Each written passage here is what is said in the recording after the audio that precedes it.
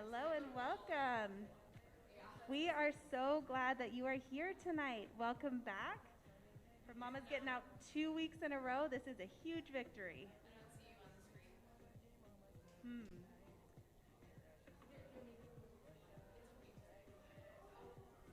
All right, we're just working out some technical issues, but I think that we're up and running. There we go. All right, like I said, welcome. Welcome back to Home Group. We are so glad that you are here. I just have a couple announcements, and then we'll get running with Michelle, who is here to talk with us tonight. First announcement, Haven, our sister group that meets at Suburban Community Church, is starting tomorrow. They meet at 6:30 p.m. Suburban Christian Church in Southwest Corvallis.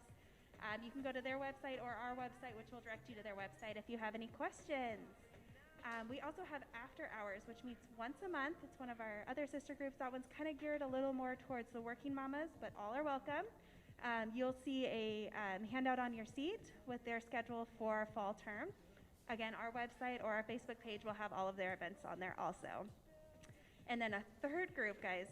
We're like taking over Corvallis with moms groups. This is awesome. Our international moms group, which we've worked with in the past, is also meeting this year. They're going to have Zoom meetings Thursdays from 3 to 4 p.m. starting Thursday, October 8th. So if you are an international mama or you have a friend who is that you want to get connected with that, send an email to our group and we will connect you with Sandy, their director. It's an awesome group, and we're hoping to do the Moms Crossing International Borders again this year. We're still working on details of how that will look, but it's our hope to still be able to connect our families with these international families because it's just such a cool program. So I think that's all my big announcements for this week, but again, just welcome. I'm so glad to see you guys, or see the camera that I know some of you are behind. There are a couple people in here with me, which is nice. I just wanted to take a quick minute before we get running to talk about our theme for the year. So this year, our theme is Back to Basics. As a leadership, we felt like this year has been really challenging. It has really stripped away a lot of our norms and the things that we are used to or obligated to. And so it's really an opportunity for us to reevaluate what are our basics? What's valuable in our family? What would we like to keep rolling with and build into new routines and new wins for our family? So you'll hear a lot about this over this whole year. We're going to have some awesome speakers that talk about this, some great discussion days. But that's kind of where we're going for this year. And we just really want you guys to have time to evaluate what is important to my family. What does a win look like for my family in this stage? And we know that it changes family to family and even season to season. But we're hoping to help walk alongside you guys as we all get to figure out how would I feel successful as a mother, as a wife, as a friend in this environment. So today is our kickoff of this event, and I'm going to invite Michelle up here to speak for a couple minutes. Just some fun facts about Michelle. Michelle was part of the original group of ladies who started Home Group just a couple years ago. Just a couple, right? So we are so grateful for the foundation you and those ladies laid, and it really has allowed us to be here today. So thank you for your hard work. We are so appreciative. But I was going to ask you to just kind of introduce yourself and your family, tell us a little bit about you guys, and then you can tell us about how you've built your Back to Basics and your family wins. Okay, they tell me I could take the mask off once Jamie's gone. Whew. Welcome back, everyone. Thanks for having me. Again, my name's Michelle Ewis, and my husband and I moved to Corvallis 12 years ago, and we started coming to this church then. When we first moved here, we only had one little girl, 1 year old, and since then our family has grown by quite a bit. So now that daughter is 13. We have an 11-year-old son, a 9-year-old son, and a 7-year-old girl. So I'm talking about branding and branding your family, and I'm not talking about sticking your prodder in the fire and actually injuring your children. I'm talking about what does it mean to brand your family, and really it means how people perceive you, and it's their interaction with you. So it's both the impression and of ones you can control and ones you can't control from someone else. So I'm also a teacher. Right now, right now, not this year. I normally just sub and I've had kids at home forever. So the last 2 years have been the first years that I haven't had kids at home, and I've enjoyed subbing. But as a teacher, we do this all the time as kids walk in. Right, so we are actually branding that child, and it's a total judgment of that child of when they walk in. Are they clean? Are they wearing matching clothes? Did they walk in with a parent? Did they walk in yelling and screaming? So you're making a judgment upon that first interaction, and that is the same with branding. And then once you're chatting with that student, you brand them in a different way, because then you're learning about them and the way they communicate, and both verbally and with their hands and their body. So then you brand them in a different way, knowing them. So before Tim and I were parents, we lived in New York, and our best friends there were raising their kids. And they had a sign in their family room with their last name, and then it just said, "Love one another." And when I asked her how she got that sign, she said he was a youth pastor, and he said one of their students made it for them, because as they were raising their kids, that was like their go-to mantra of their family: just love one another. If their kids were in a fight, love one another. If something happened at school, love one another. So that was their go-to saying, and one of their students in their youth group made that for them, and they just loved it. And so one of the things I love is having somebody who's been through what I'm about to go through. So a lot of times in parenting, it's one step ahead, and so I love to steal ideas from other people. So that was one of the things I stole from them, is that they had a family motto. And so once we had kids, and actually it was after we had the first three, we had our first 3 in 3 years. Don't recommend that. We came up with our US t-shirts, and actually my sister-in-law bought these for us, and we were numbered 1 through 5. And so I'm number 2, Tim is number 1. And we started talking about what we wanted for our kids as they were adults. And so the 4 things we came up with were: we wanted them to be contributing members to society, we wanted them to be loving and kind to anyone, we wanted them to be a leader in their own field, and most importantly, we want them to have a relationship with God and to serve Him. So those were ours. I'm not saying that's what you have to do. You'll have to figure out with your spouse what you want for your children. And when your kids are like 2 and 3, you're trying to figure out how to do that when you're projecting 18 years down the road. And so for us, when they're really little, a lot of it is modeling, right? We're just constantly modeling. And the thing that always comes to mind about when I say, well, we're the Ewis's and we do this, the thing that always comes to mind is, do you guys remember Happy Gilmore? I might be dating myself.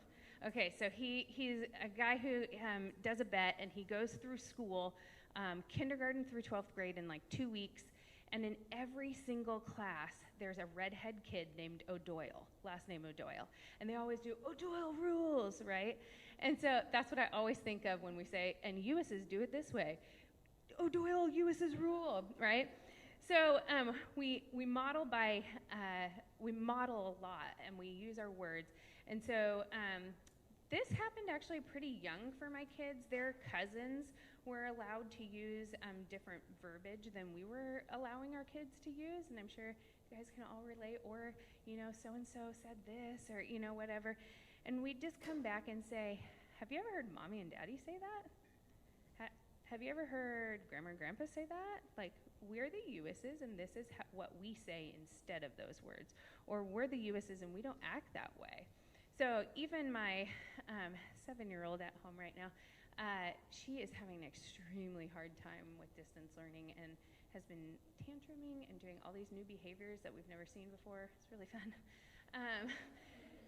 Anyways, and so even Friday night, Tim and I put her to bed, and we just laid on her bed with her, and we said, you are an important member of our family. You are a valued UUS. UUSs do not act like that when they're angry. So let's talk through some ways you can calm your anger. And, you know, you have to do that at an appropriate time, not when they're going nuts, you know, because they can't hear you. But so we did a lot of modeling when they were young. So one of the other things of how we could achieve those 4 things. Now, my kids are not fully grown, so I'll let you know if we achieve these 4 things once they're grown. But is we had to adopt a parenting style. We're not the same type of parent at all, but we both had to be on the same page. And a lot of that, so my husband works out of the house, and I'm a stay-at-home mom. And so a lot of that was texting him or calling him, hey, here's what's happened today, and him supporting me as soon as he comes through the door. So that's how it looked in our house. I know everybody's house is different. So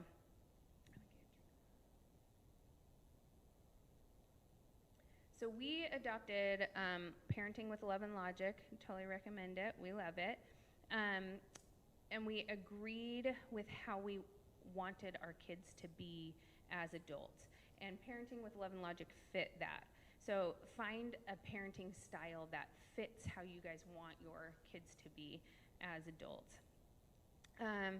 One of the other things, so I said we lived in Buffalo, New York. We also lived in the South. And one of the things I adopted from the South is they always have even young children use Mr. or Mrs. We have friends that have been married for 30 years, and she still calls his parents Mr. and Mrs. Miller. Like, that is just part of their culture, but that is something that we really felt like showed respect. And so even if somebody introduces themselves with their first name, a friend of mine would introduce themselves to my kids as a first name. I would say, and thank you, Mrs. Kimberly, or, you know. So again, I'm modeling it for my kids, but they also know now that they address everybody by their proper title. So Mr. and Mrs., coach, pastor, and that's part of how we feel they would be kind and loving and respectful, and eventually contributing members of society, is that they would know authority and know how it's used appropriately. Let's see. So one of the other things we felt very important in teaching our kids at a very young age was how to greet someone. And this is by shaking a hand and looking somebody in the eye. And again, I feel like this is kind of a lost art as we do everything online now. But I really feel like it will benefit my children later on as adults, is because they can then speak to somebody face to face and have a direct conversation. I think that is a true quality of a leader, as well as having good communication styles. So again, we're just always like working towards those 4 goals for our kids. One of the other things as why we decided that was an important one is my husband started a new job 4 years ago, and every summer we go to these summer regional meetings, and it's everybody in his field in that region. And so my kids are constantly meeting multiple adults, and they get to meet other kids too. But so when we go around the room and they're shaking hands with everybody, it's very impressive that 4 young children can shake hands with everybody and look somebody in the eye and greet them and say, my name's Michelle, and I'm so-and-so years old, and I'm so-and-so's daughter, you know, stuff like that. So we feel, again, that is just contributing to those 4 goals we have for the kids. So after all, we decided what kind of brand we wanted for our family and those 4 goals. Then we actually made a logo.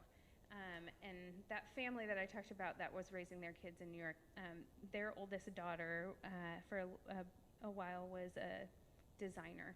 And so she designed the logo for us, but we had to come up with what we wanted on it. And so we had to take those 4 goals and just boil them down to be super clear. And so our last name is Ewis, so it says Ewis 6, love God, love people.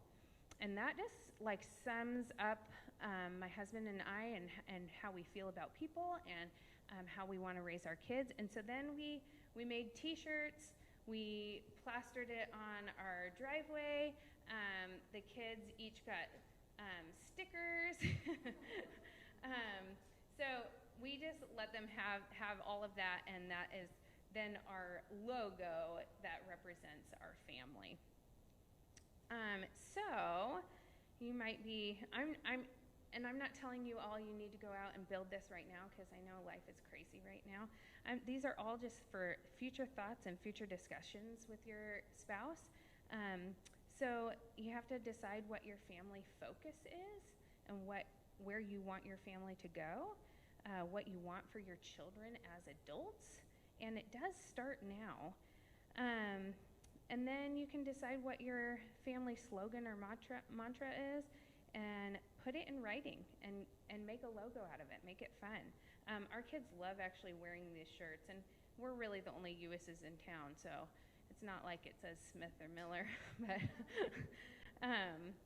yeah, have fun with it and apply that brand and that logo to everything. And we still say we're Ewis's and this is how we do it. So are there any questions?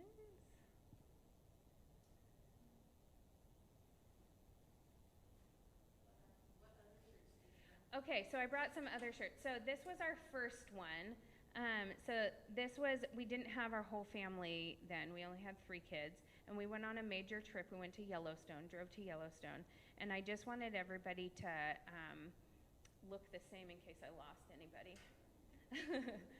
Then my oldest daughter decided she wanted to make shirts for everybody one Christmas.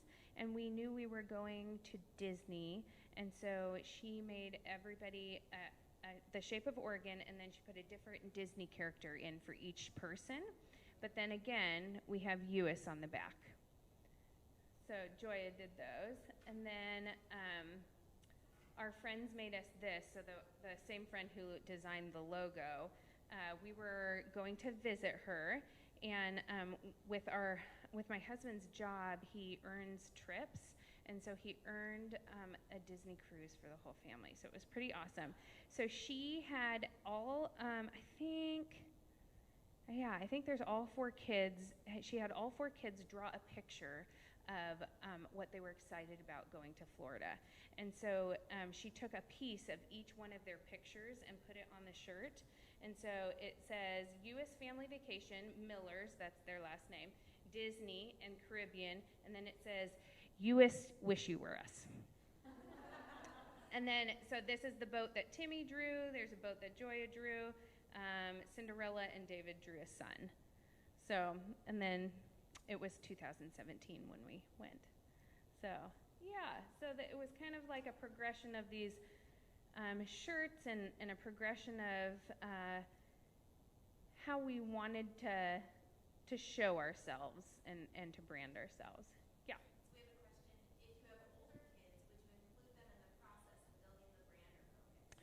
So the question was, if you have older kids, would you have them help in the process of branding? And I guess that would be your choice.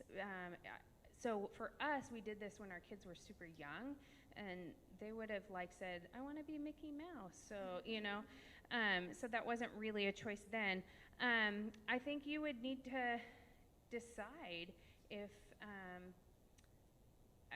your son or daughter wanted to be part of that process and maybe was mature enough to be part of that process. Because I think when our kids are really young, they don't know the rest of the world is out there. And they don't know that when I say we do it the Ewis way, that I have a whole series of thoughts of why we do it this way. Or that I have a whole reason of we need to do it this way because in 5 years from now, you're going to run right back into that same person, and they're going to remember how you treated them. So I think if they're way older and more mature, sure, but then you're really just having a conversation about them guiding their own lives. When we're with young kids, we're really guiding them. Yeah.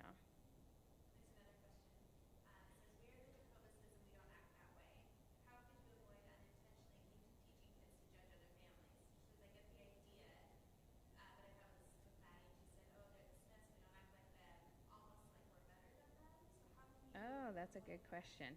So the question was, how do you avoid sounding like you're better than someone?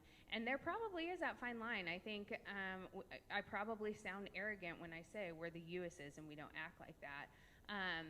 But you could always have that discussion outside of the situation of what that means. What does it mean to be a US? Well, it means we're kind and loving to everyone. It doesn't matter what they're acting like. It matters how you act to me. So if you're going to say cousins are allowed to use that language, we don't. And I don't have to, and sometimes I don't have to tell you why right then, but so, yeah. Did I answer that? Okay.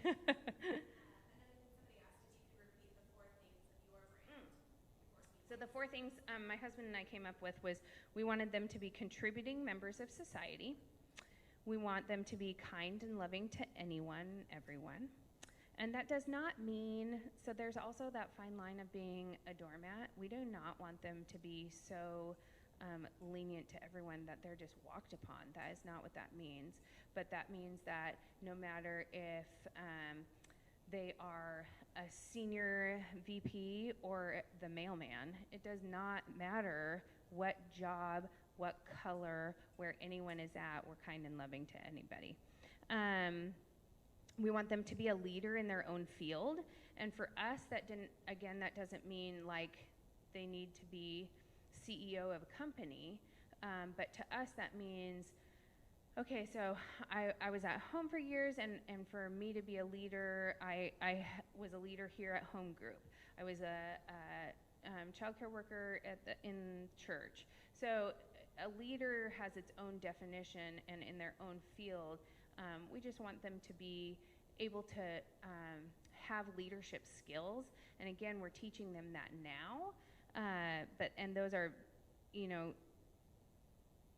usually we plant those, but then by surprise, sometimes they come and present themselves to our kids. So our older two have had different leadership opportunities that have presented themselves to them, and it's pretty awesome to watch.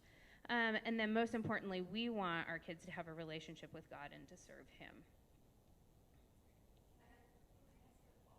Yeah.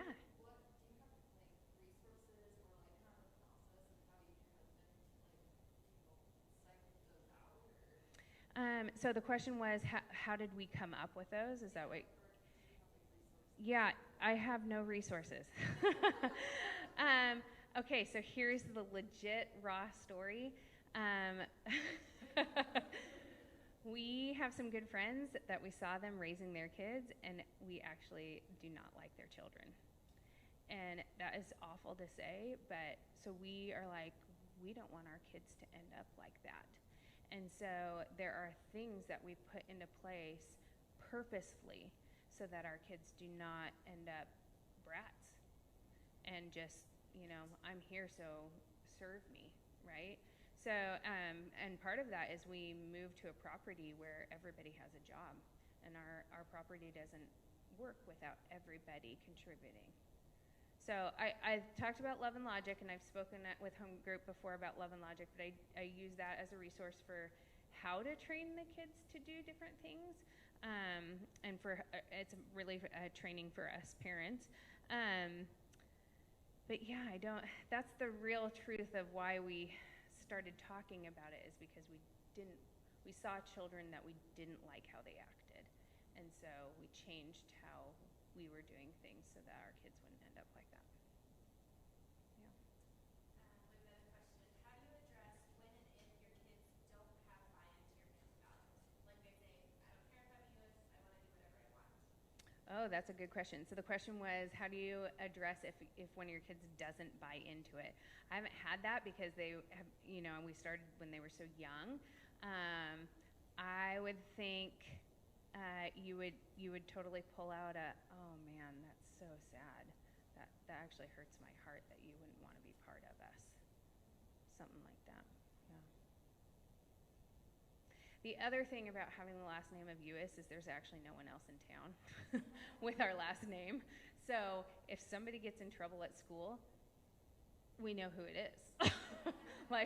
So that's also probably a little bit more pressure on our kids knowing that, you're the only Ewis's in town. So we all share the same last name. So your behavior will affect me.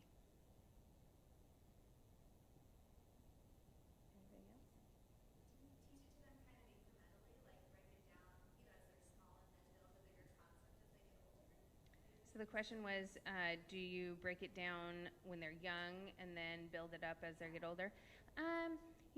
A lot of it has just come naturally through different situations for how we teach it to them. It took Tim and I a few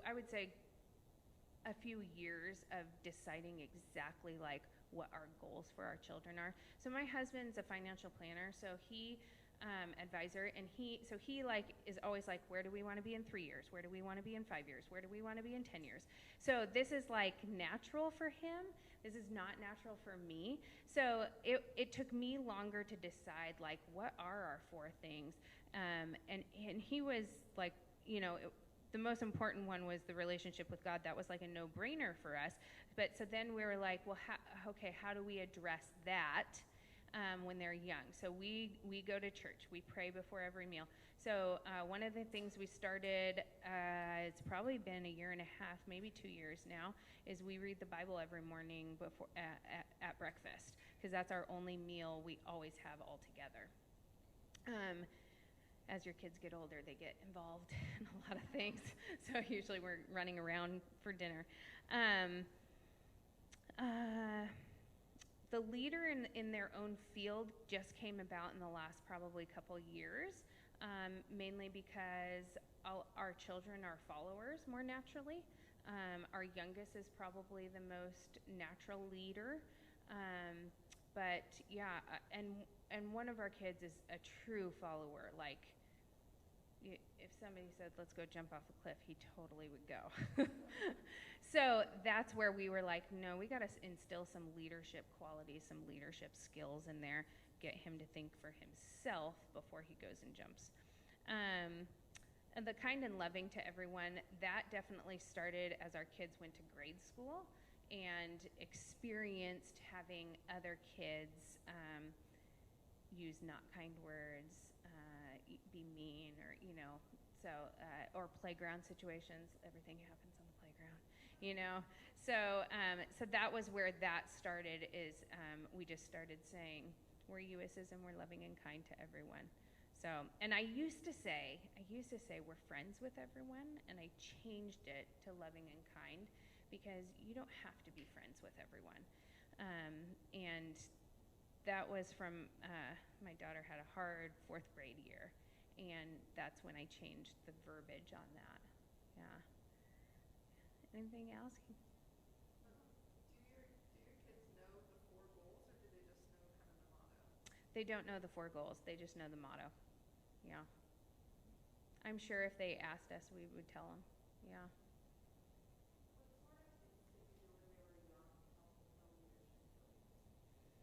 So the question was, what sort of things did we do when they were young to build up the leadership? I think mainly, so it depended on the kid. So the one boy who is a true follower, it's really getting him to think through his actions before actually doing them, and that came with consequences. And then the one who is a true leader, we are still working with her, and because she could be a leader for evil too. She could. So she's 7, yeah. But so for her, I mean, it's like daily working with her and I'm trying to think like what exactly. So a lot of times, because we're on a farm and property, I can give them a task and have them be the head person of that task. And hey, you got to check in with Dave. He's the head person on that task. So we just got a puppy. It is David's puppy. So everybody's checking in with him on how they can use him. Yeah. So we do try to put our kids into leadership positions under our own umbrella first, right? So that if they fail, we can talk them through how they failed. And if they are successful, we praise how they were successful, not, yeah. Anything else? Am I out of time? Okay. Do you have anything else you want to cover? I don't. Does anybody else have anything? I'm good. Thank you. Thank you.